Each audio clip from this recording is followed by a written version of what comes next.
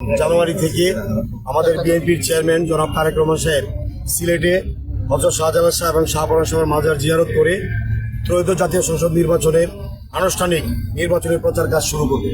তার ধারাবাহিকতায় উনি সকালে মাজার জিয়ারত করে 22 তারিখে উনি সিলেট আলিয়া মাদ্রাসা মাঠে সেখানে জনসভা করবেন এবং সিলেট এবং সুনামগঞ্জের প্রার্থীদেরকে সেখানে পরিচয় করে দিবেন।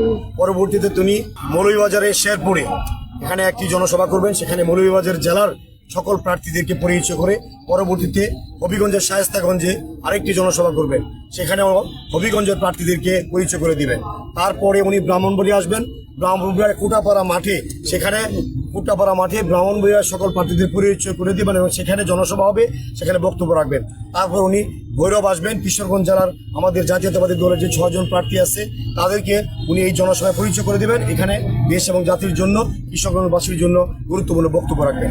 আমরা আজকে এখানে জাতীয়তাবাদী দল ভৈরব উপজেলা পৌর শাখা এবং সকল অঙ্গ সহযোগী সংগঠনের সম্মানিত নেতৃবৃন্দকে নিয়ে আমরা মাঠ প্রদর্শন করছি।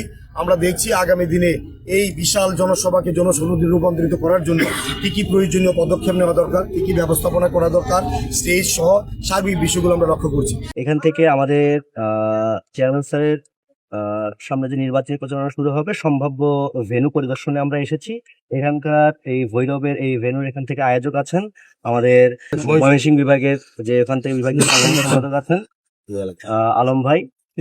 এই ভেন্যুটা বেসিক্যালি কতটুকু ফিজিবল, এখান থেকে সাথে আমাদের বহরের নিয়ে আসা এবং যাওয়া, এইগুলো আমরা এখান থেকে সরেজমিনে পরিদর্শন করার জন্য আমরা এসেছি।